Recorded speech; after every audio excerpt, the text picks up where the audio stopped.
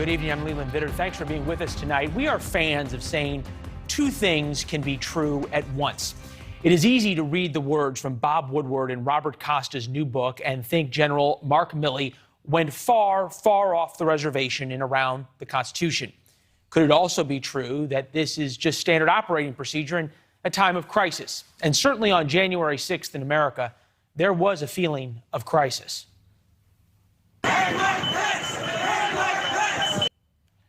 Trump supporters got within 100 feet of the vice president and the nuclear football. It was undoubtedly a scary time in America and certainly could have ended much worse than it did. Rioters trashed the Capitol, but weren't able to reach most members of Congress or the vice president. In the days following, the chairman of the Joint Chiefs did a few things, and depending on who you listen to, those things sound either wildly significant or rather mundane, given the events we just talked about. Here's how our friends at Axios sum up Woodward's and Costa's reporting of a call between Milley and his Chinese counterpart, General Lee, on January 8th. Milley reportedly assures the Chinese general that Trump would not attack China and that if Trump did decide to attack, that Milley would give his Chinese counterpart a secret heads up. That sounds explosive, show-stopping, and about 50 other adjectives. Milley's explanation appears to deny a secret heads up, saying there were routine calls to make sure the Chinese didn't get spooked by what they saw on TV. Quote, his calls with the Chinese and others in October and January were in keeping with these duties and responsibilities, conveying reassurance in order to maintain strategic stability. All calls from the chairman to his counterparts, including those reported, are staffed, coordinated, and communicated with Department of Defense and the interagency. Costa and Woodward also report Milley had a meeting with the National Military Command Staff. These are the guys who the president calls, literally, to launch nuclear weapons. If you get calls, General Milley said, no matter who they're from, there's a process, there's a procedure. No matter what you're told, you do the procedure, you do the process. I'm part of that procedure. You've got to make sure the right people are on the net. Again, that's the reporting from the book. In a statement today, Milley's spokesman said the meeting regarding nuclear weapons protocol was to remind uniformed leaders in the Pentagon of the long-established and robust procedures in light of the media reporting on the subject. In light of media reporting, goes back to reports that Nancy Pelosi, Speaker of the House, called on Milley to take away the nuclear codes. To that in a minute. Now to Cape Canaveral for the SpaceX launch.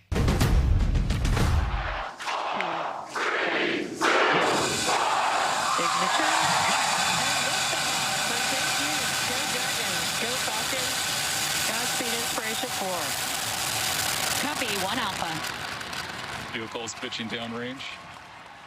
All right, Inspiration 4 is up and away. We're going to keep our eye here on the picture coming in from SpaceX from Cape Canaveral and get back to it as news warrants.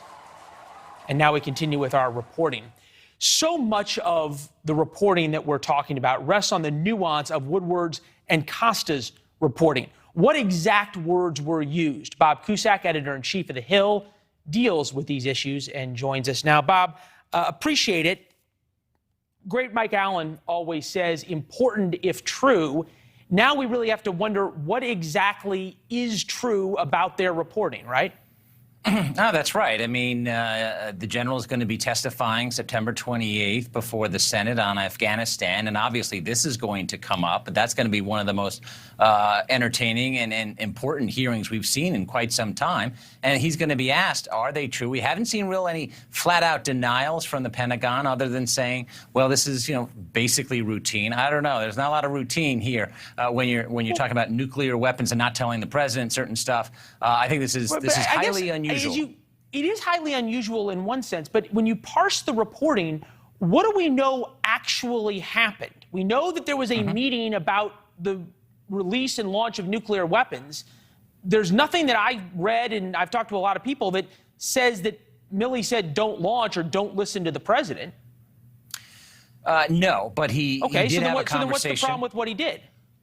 Well, there are questions about what is routine as far as the chain of command and as far as having the civilian being the president, the elected person, not the person who's been appointed to serve the president, make some of these decisions. And as far as the reporting is concerned, the president wasn't aware of this, and that's what Republicans are seizing on. At the same time, you have Democrats saying, well, listen, and the White House saying, this current White House saying, This president was unhinged at this time, and this was responsible. And that's why Joe Biden is backing General Milley 100%, because he thinks what he did was responsible. And that's going to be a big question in the weeks ahead. And then there's a question, Leland, of, did you talk to Woodward and Costa, which seems highly likely? Yeah. Why did you do that? And what's the process for that? Was that fair when you're currently serving another president?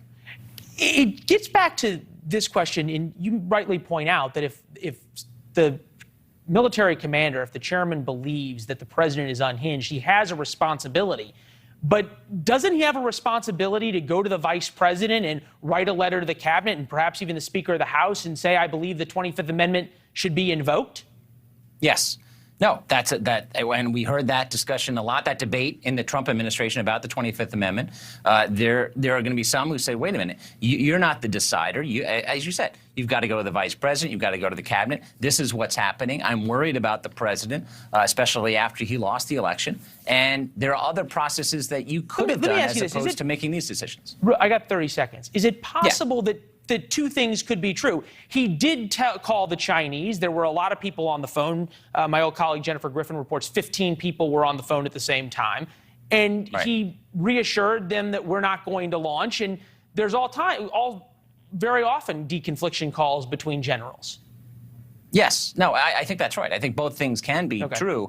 But the reason why we're talking about it is because this was a highly unusual series of events. And the hearing's going to be quite revealing.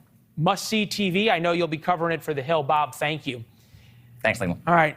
California Democrat, chair of the Armed Services Subcommittee on Readiness, Congressman John Garamendi joins us. Congressman, appreciate it as always. If true, in that if this reporting is true, should Milley have tried to invoke the 25th Amendment or call the vice president? I don't think there was time for that.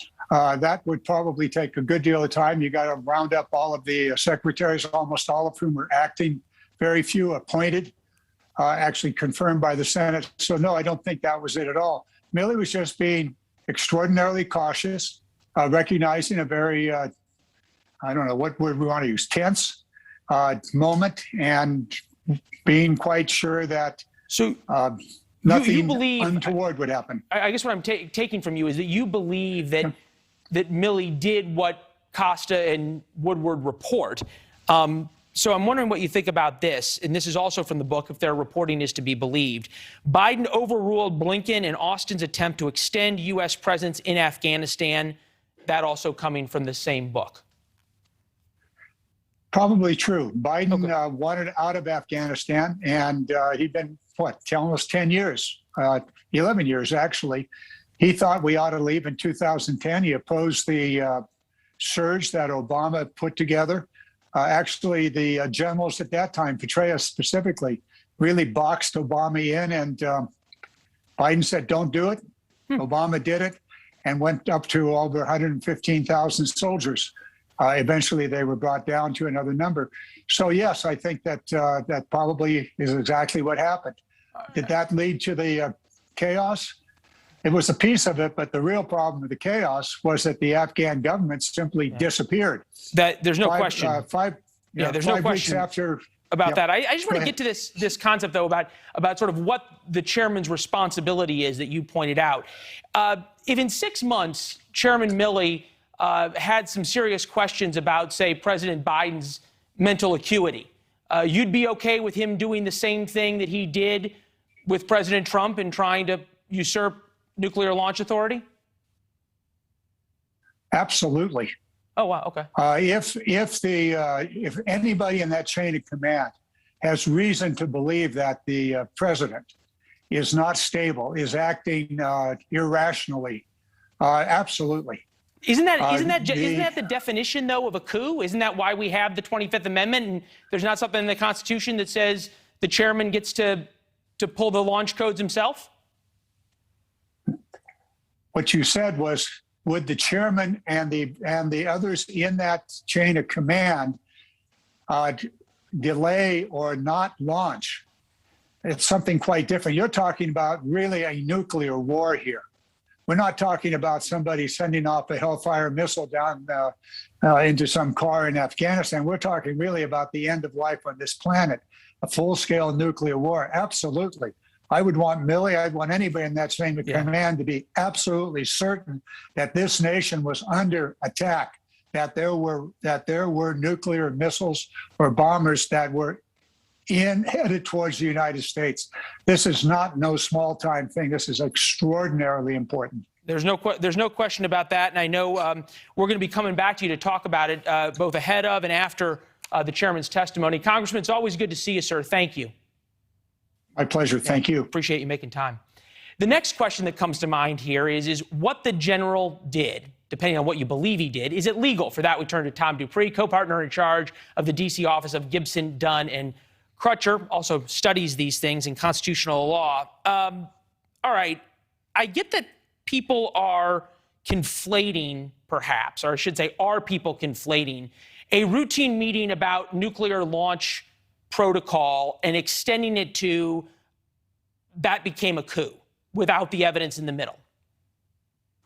Well, Leland, I'm not sure anything about this whole episode is routine. It's a fairly extraordinary situation. And what General Milley basically did was, whether rightly or wrongly, he upset the chain of command. The Constitution vests the power of the commander-in-chief in the president. I get that, but hold on. I just want to ask you, even if you take their reporting at face value, where is it that he ever told the National Command Authority ignore a lawful order from the president, which would be usurping the chain of command? I just don't see it. Maybe you do.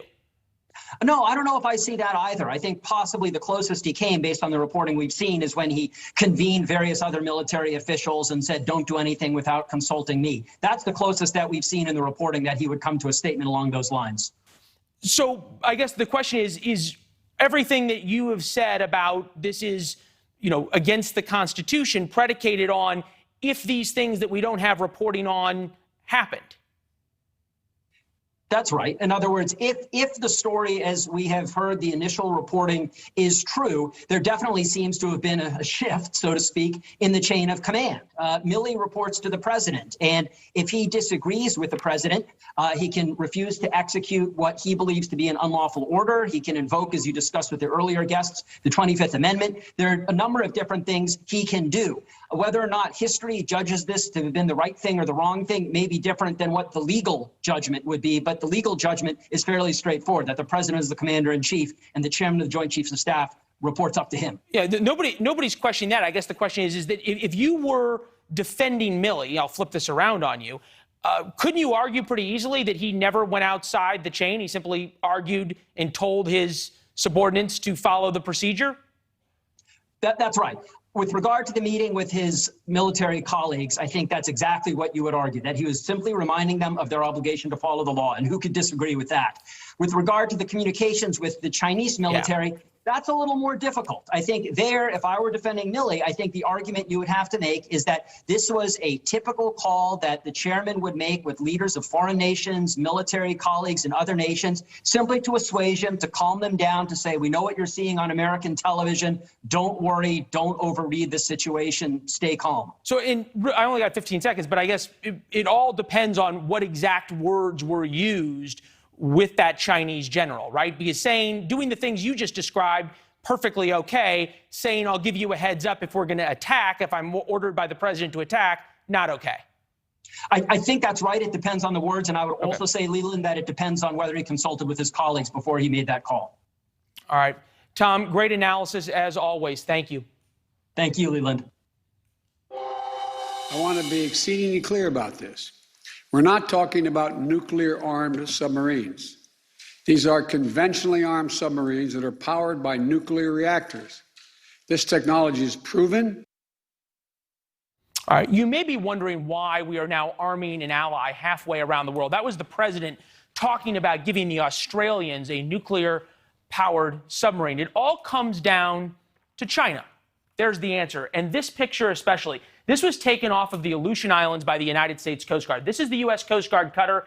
These are not U.S. warships. These are Chinese military ships. We have another picture up close to show you that really the Chinese now have a blue water navy. A number of their warships here, large resupply ship here that sailed all the way from China. Now for the map of where it sailed from. This is scary. All the way here from mainland China up through now into this area, August 29th, around Alaska. China's investing heavily in their Navy. We have a graphic to show you just that. This is the United States Naval Force, 318 ships in 2000. China only had 110. Look at what's happened here. In 2015, it shifts, and now all of a sudden there's this mass acceleration. The Chinese now have 360 ships and continue to build. Joining us now for a little more perspective on the growing threats in the region. So we look at the spending here. Spending U.S. $778 billion, China $252 billion. Aircraft, obviously a big disparity. Ships, China wins. Personnel, China has almost but not quite double. Nuclear warheads, U.S. has more. China has 1,000. We understand they're already building more and more nuclear missile fields. We're going to talk about that actually tomorrow. With that, we bring in Gordon Chang, author of The Coming Collapse of China, the Great U.S. Tech War. All right, we're giving Australia a nuclear-powered but not nuclear-armed submarine. Is that just handing David a little bit bigger slingshot? Well, in a sense it is, because the Australians were going to buy French diesel submarines. And now it looks like they're going to be building with our technology and with Britain's technology nuclear-powered attack submarines. This is a very good development. And if you're in Beijing right now, you're going to be a little bit worried about what happened today, because it was not just the submarines, but it was also the announcement of the security pact among the United States, Australia, and the UK. You have to wonder if that also includes Taiwan, right? Well, this pact is directed towards protecting Taiwan, as it's directed towards protecting other American friends and allies in the region, including Japan. Real quick, Gordon, why don't you think President Biden said the word China in his speech today? Because I think that he's got this old mentality that you shouldn't anger the Chinese. But what this does is it makes Beijing more bold, because it realizes that Biden is afraid of talking about the real issue. This is the reason why the Australians entered into this pact, because they are very, very concerned about what Beijing is doing. We should be saying this out loud. China, China, China. Well, the Taiwanese are saying China, China, China. They're actually doing military drills. We've got some video of them landing planes now on highways because they're worried about their air bases being blown up. But this tweet caught our eye, which is from Chinese state media, the Global Times, which, as you know, doesn't tweet much without, shall we say, approval. The original Chinese warship sailing near the Alaskan islands. The tweet, though, was from the Global Times, and it talked about how one day soon Chinese warships will be in the Caribbean and off the coast of Hawaii. Should we view that as a threat or a promise? Well, it certainly is a threat, and China is building a container port in Freeport, which is 97 miles east of Palm Beach. It's much too big, and it's probably going to end up being a Chinese naval facility. So, yes, it is a threat. But we've got to remember, though, that even if we were to do what Beijing wants, it would still be putting its ships in the Caribbean and in the Atlantic and in the Gulf of Mexico. So we got to just recognize that China is an expansive power, and they're going to push as far as they can. In his speech today, he talked about an 18-month timeline the president did for this nuclear submarine in a study group and all this kind of stuff. Based on what you're saying, it seems as though it's too little too late. Well, this is the decade of concern, Leland. This is the time where I think the Chinese leaders believe they can intimidate the U.S., and they've got to move fast. So, yes, I do think it's a little bit late, but nonetheless, we should be doing this now, because we know that the timeline of China has been accelerated recently. Yeah, and their shipbuilding and nuclear arsenal building continues. Gordon, I never feel better after we talk, but I'm always glad we do. My best to your wife, who I know is watching, thank you. Thank you so much, Leland. Good to see you. All right. The Biden administration is requiring 100 million Americans get the COVID vaccine. So why aren't they doing the same thing for the hundreds of thousands of illegal aliens coming across the border each month? But first, we're going to check in California. Governor Newsom survived the recall. Was the win a blueprint for Democrats or just a blue state voting blue?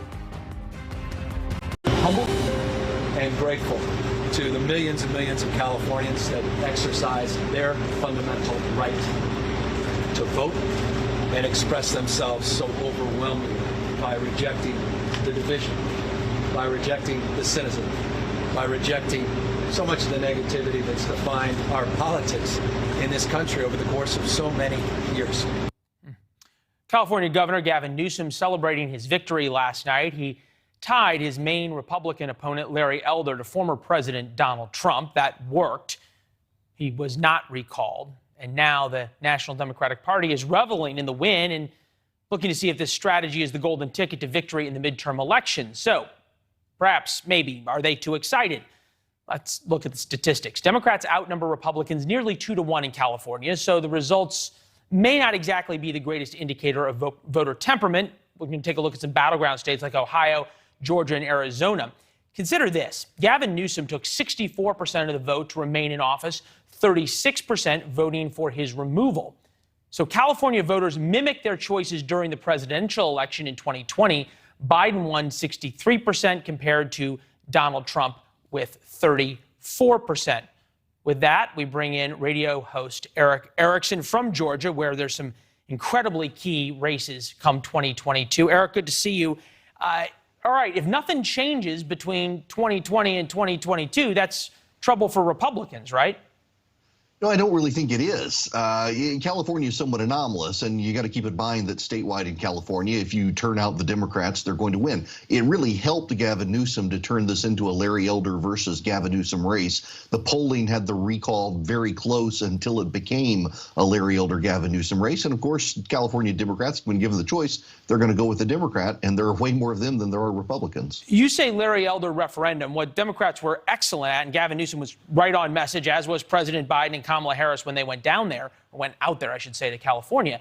They said that Larry Elder, who you're looking at right now, was essentially Donald Trump spitting image in California. If that indeed works, and simply branding any Republican as the next Donald Trump, that's not a great branding issue for Republicans, is it? Well, it depends. In states like Ohio or Georgia, it's not necessarily a bad thing, although you've got to also have a candidate who takes the bait. And no disrespect intended to Larry Elder, but he did spend a lot of time addressing conservatives and going on conservative networks and conservative talk shows, his own conservative talk show, kind of ignored California media. It allowed a reinforcing echo chamber there. Look, the Democrats have tried this even in 2020, tying a lot of Republicans to Donald Trump, and it didn't work in those states. In fact, the Republicans almost took back the House. Texas Democrats, of course, went overboard. Well, but hold on, Eric. Republicans didn't take back the House, and they squarely lost the Senate because of Georgia. States crucial to Senate control 2022. You've got Georgia, Arizona, Missouri, Pennsylvania. Governor races, Ohio, Georgia, and Arizona. We'll speak specifically about Georgia. All right, President Trump lost there, and Republicans lost 2 Senate seats there. I'll ask it again. If things are exactly the same in 2022 as they were in 2020, that doesn't work out very well for Republicans.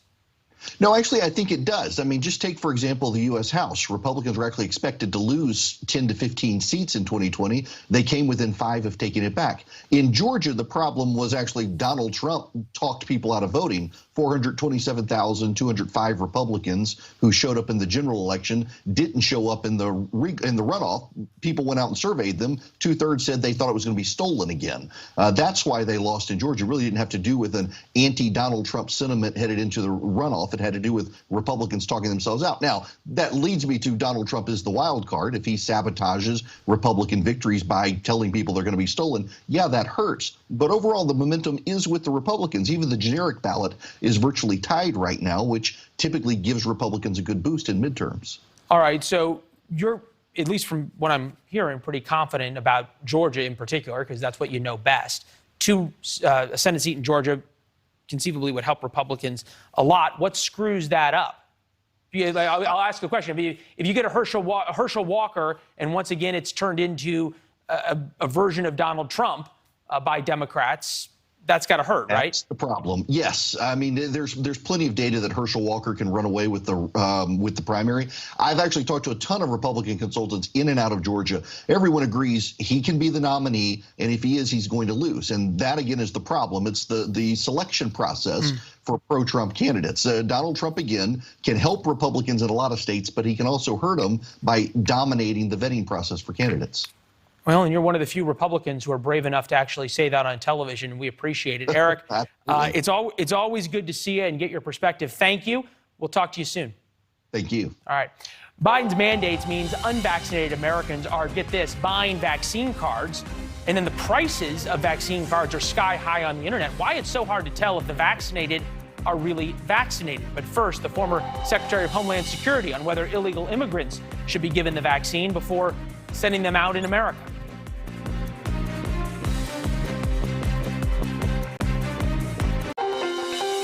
New reporting shows the record number of illegal aliens coming across the southern border shows no sign of stopping.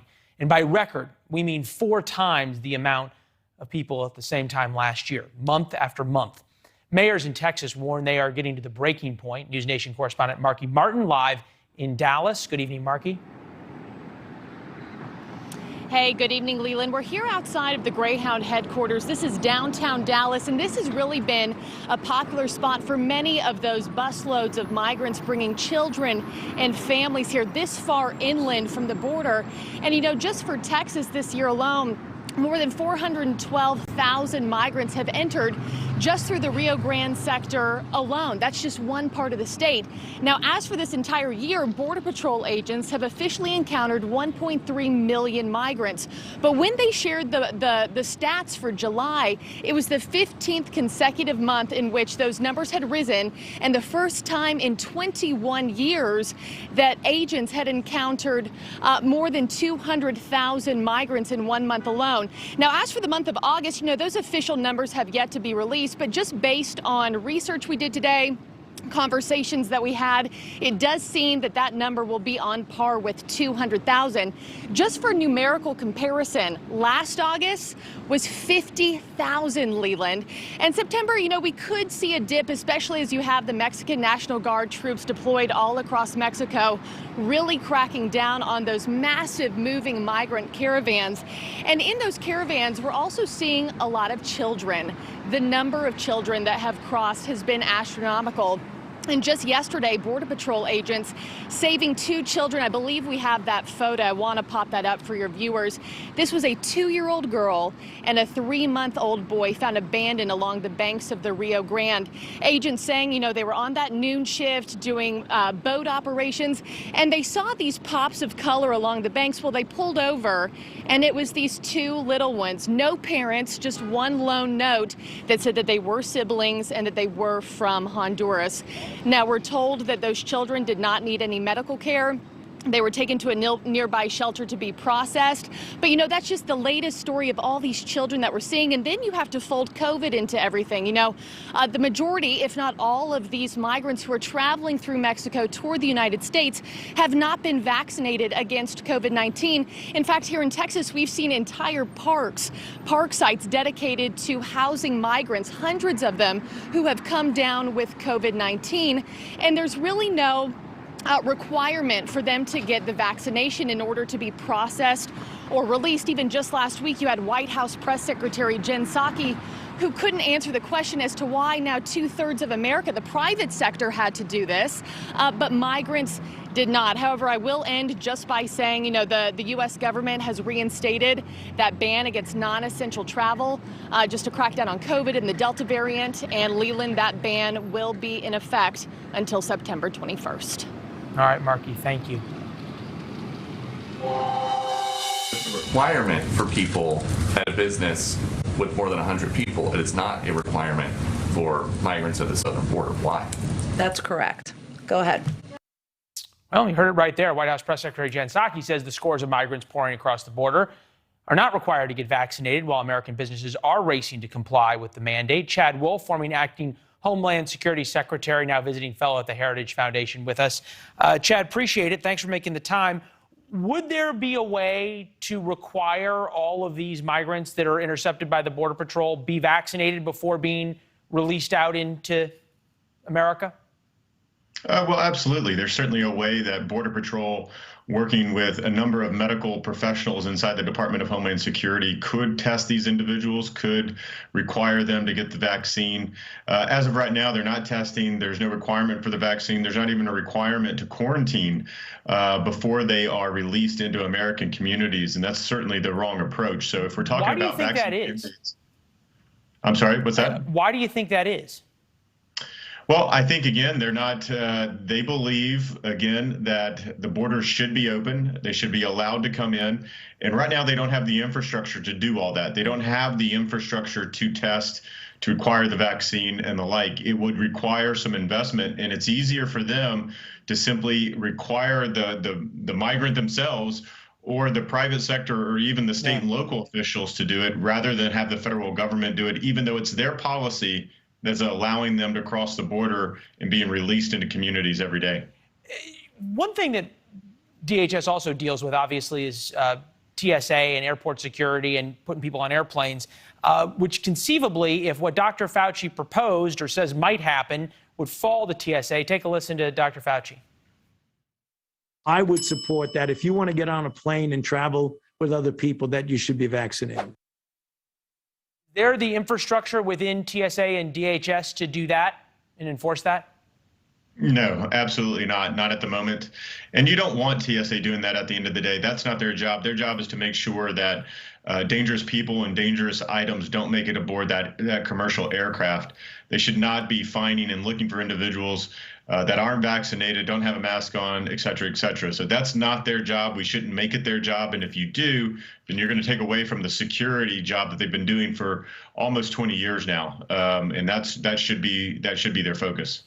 We're watching video now from the Texas State Police who've taken over a lot of the patrols now on the southern border because Border Patrol is so overwhelmed. I'm wondering if you think that the genie can be put back in the bottle and this incredibly large number of people we see coming over can be reduced. Well, it absolutely can be reduced. And why do I know that? Because we did that in 2019 during the crisis.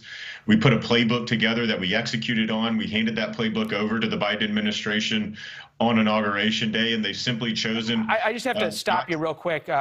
Right now we're showing Afghanistan video, so we're going to just make sure people realize that's not on the southern border. Getting back to the vaccine mandates issue, Chad, stand by for 1 second, because the vaccine mandates mean there's right now an exploding black market for fake vaccine cards. Chad, stay with us. We're going to bring in Mark Ostrowski, head of engineering at Checkpoint Software, who's been looking into the dark web market for these fake vaccine cards. Simplest question, Mark, how easy and how much to get a fake vaccine card?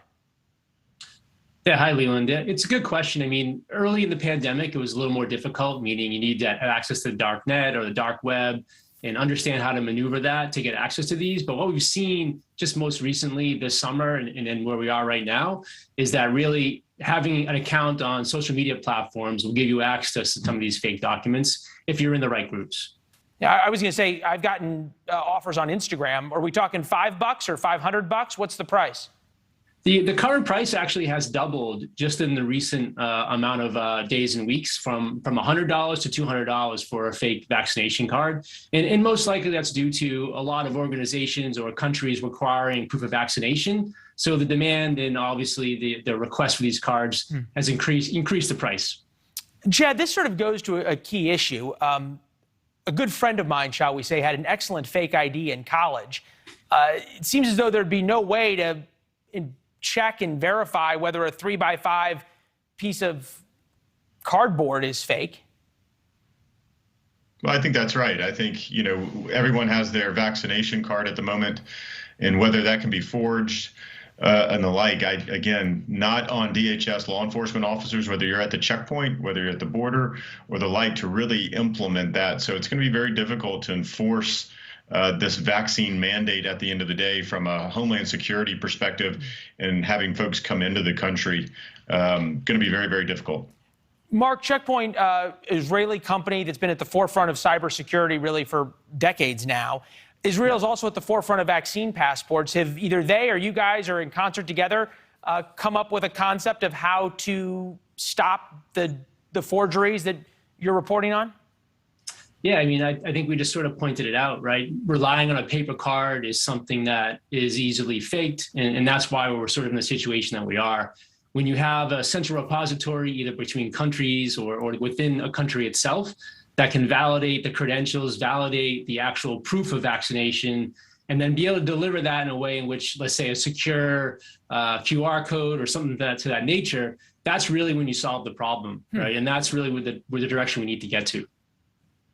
All right. 48% approve, 51% disapprove of President Biden's plan to mandate COVID-19 vaccines. Chad, I know you're in the private sector now. I can just imagine that there's a whole lot of contractors who just can't wait to provide the kind of software solutions that Mark there is talking about, right? Well, I think that's right. I think if you go towards that vaccine mandate and you still rely on paper cards, or even you're going to an electronic system, that's going to be a whole cottage industry that's going to be created because of this. And federal government will spend money on it. And I just don't know that this is the right way to go at the end of the day. Hey, gentlemen, appreciate it. Chad, Mark, always great to see you both. Thank you. Great conversation. Thank you. Thank you. All right. Continued complaints of sexual assault swept under the rug by the FBI. Larry Nassar, former physician, is in jail. Now the FBI agents who failed America's Olympic athletes are under fire. Simple question. Why did the FBI protect a pedophile?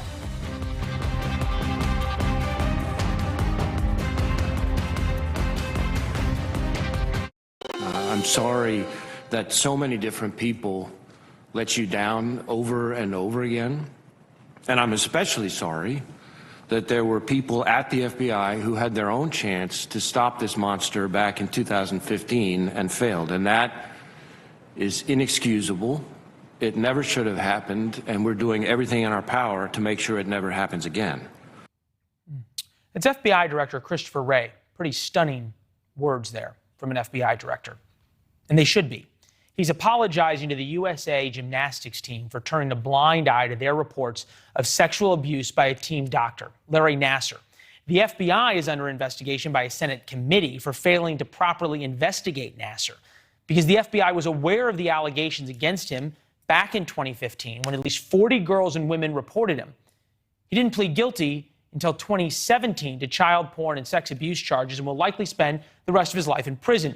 Some current and former USA gymnasts say, and testified to this today in front of the Senate, that the FBI allowed Nassar to continue to abuse them. I blame Larry Nassar, and I also blame an entire system that enabled and perpetrated his abuse. What is the point of reporting abuse if our own FBI agents are going to take it upon themselves to bury that report in a drawer? Nassar found more than 100 new victims to molest.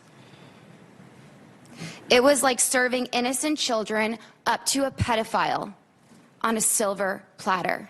In sacrificing my childhood for the chance to compete for the United States, I am haunted by the fact that even after I reported my abuse, so many women and girls had to suffer at the hands of Larry Nassar.